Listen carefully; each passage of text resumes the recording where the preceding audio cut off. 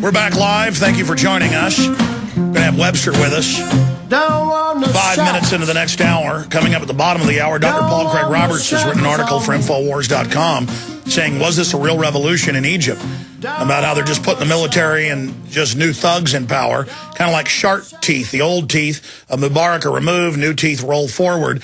Dr. Paul Craig Roberts will be joining us. We'll also ask him about these big announcements and moves towards getting rid of the dollar as the world reserve currency, now being called for by the G20, by France, not just China. In fact, in the next segment, I'm going to ask Tarpley, who's an accomplished economist and had amazing predictive powers on what's happening, to give us his take on the world reserve currency status of the dollar. But Webster, finishing up on the Middle Eastern, North African situation. I was watching Anderson Cooper this weekend, and they were saying, this is what democracy looks like. It's freedom. I mean, when you see these globalists pushing something, it's so disgusting what they're doing, and now it's spreading to Saudi Arabia, everywhere else. Just putting bookends on it. How's it going for the globalist? Where do you see it going? What does this signify? Well, the events in Egypt are a victory for the globalists and the imperialists, but at the same time at a certain cost, because it was very obviously a CIA coup announced by Leon Panetta in Washington, D.C., and obviously fomented by the U.S. government with every tool at their disposal, although there are some accounts that try to minimize that. What you now have is a military dictatorship. It's a military junta. The Constitution has been officially shredded. You're under martial law. It's a dictatorship for at least 6 months, and then they promise singing tomorrows. Their main goal now is strike breaking. They want to prevent people from getting wage increases, which is the first thing that everybody wants now that Mubarak is gone. They're going under IMF World Bank austerity, half the population on $2 or less. And so this is basically, Mubarak wasn't going along with that. He wasn't jumping high enough when they said jump. And so they're showing all these other dictators, you better do what we tell you or you'll go the way of Mubarak. Right. Now, the big issue, I think we mentioned this before, is this question of the U.S. nuclear umbrella. And the thing that Hillary Clinton had tried to do in the summer of 2009 is to assemble this front of Arab Sunni states, Egypt, Saudi Arabia, the Gulf states, the Gulf Cooperation Council, and the Israelis locked into a single alliance. Now, for an Arab leader, this is simply untenable. You may remember the first Gulf War, how the Israelis had to stay out of it, because if the Israelis had come into it, all the Arabs would have left it through the other exit. But this was a way to bootleg that alliance in under the cover of a U.S. nuclear umbrella. So the U.S. would be protecting Israel, Egypt, Saudis, and Gulf states, obviously lining them up to play them against Iran, Syria, the Shiites, the Hezbollah, the Hamas, the radical forces, whatever they are. And the big winner out of that would have been the U.S. And the fact is then that Mubarak said, no, I reject this, I will not do it. And his strong stand meant that the Saudis were also encouraged to say no. So the main U.S. diplomatic gambit in the Middle East of the whole Obama administration so far was simply wrecked and ruined by Mubarak personally.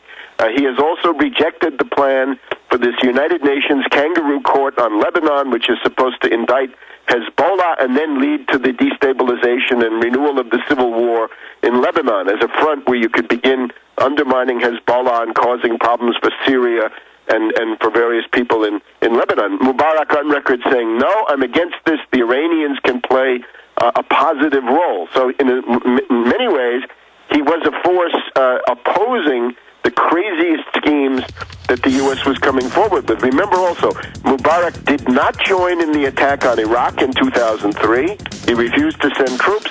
The U.S. had wanted troops for Afghanistan. He refused to send those.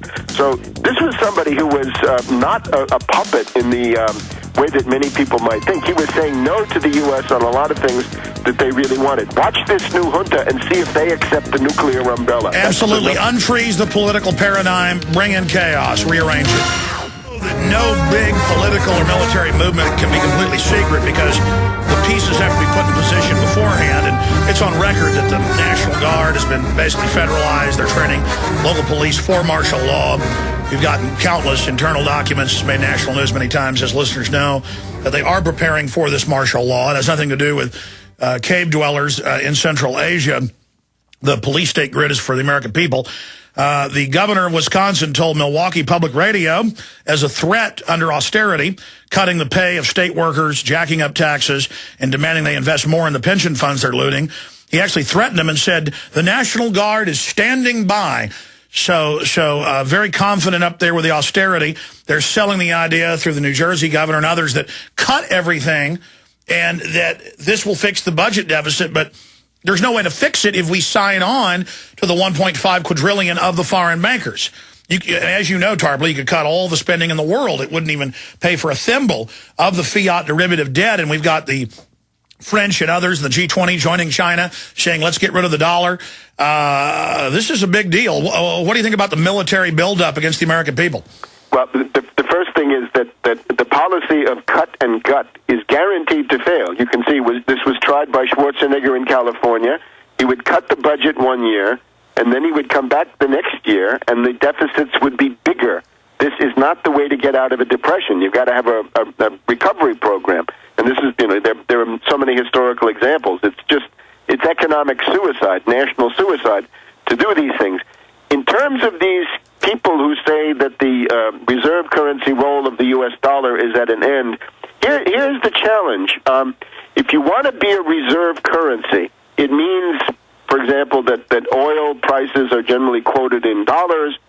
But the other thing it means is that central banks around the world are willing to keep their reserves in dollars. That's why you say reserve currency. So the Bank of China, the Central Bank of Japan, Malaysia, all kinds of people around the world, instead of keeping it in some other currency, they've generally tended to keep it in dollars. Now, why is this? What is the advantage? Well, there is the United States Treasury bond market, and this is unique in the world. It is the broadest, deepest, and most capable market that there is anywhere. The general daily turnover is about $1 trillion U.S. dollars, and that's 10 times, 20 times more than the stock market or other markets. It's a huge part of the world financial turnover, and this market is deep enough so that if you come forward, if you say, look, I have $3 trillion worth of U.S. Treasury securities, I'd like to turn that into cash today, that can be done pretty much without batting an eye. 3 trillion, 4 trillion, even maybe 5 trillion. It can handle it because there's that much liquidity. The market is that highly developed. If you want to be a reserve currency, you've got to have a market like that. And right now, nobody does. This is a market that goes back to really to Lincoln during the Civil War. And there's an attempt to hijack that market and roll it into the SDRs, but it'll take time to do that. Right, and there is no such equivalent for the SDRs. There's no such equivalent for the euro or the yen. It is a genuine resource of the United States and the world. At least it could be under better management, other than these lunatics that we have today. But it's not possible. Medvedev thought that it was enough to come with a little coin to one of these meetings, right, and show off the coin. That will not work. That is not serious. So therefore we have the situation where if the current mismanagement, and this means Wall Street Democrats and reactionary Republicans, if they continue their mismanagement, you might get a situation where central banks around the world become so frightened that they pull out of the dollar. The problem with that then is there's no substitute. There's nobody is able to replace the dollar, so you would then go into international chaos, which is what you had in September 1931. All right, Webster, Tarpley.net, thank you so much. We're going to have you back in the near future to continue to break down what's happening with the economy.